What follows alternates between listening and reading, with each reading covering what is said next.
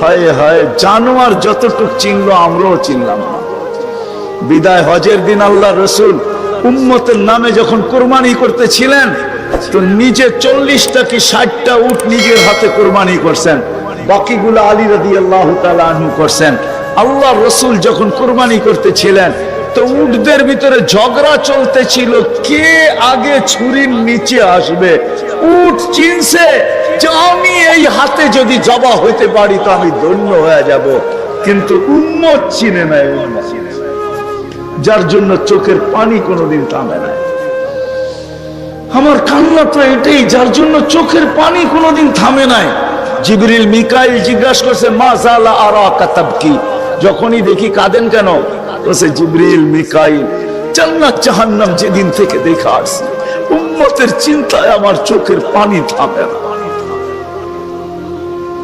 চোখের পানি শুকায় না। দুনিয়ার থেকে যেই মুহূর্তে বিদায় নিতেছেন, 9 ফ্যামিলি ক্ষুধার্ত, হাসান হোসাইন ক্ষুধার্ত, আলী ফাতেমা ক্ষুধার্ত, নিজে ক্ষুধার্ত, কয়েক বেলার ক্ষুধা।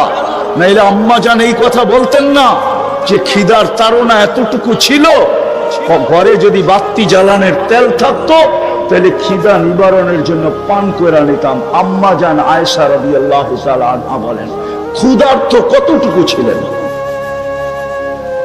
কিন্তু এটার জন্য কান্না না, আমার পরে 9 ফ্যামিলির কি হবে, আমার পরে হাসান হোসেন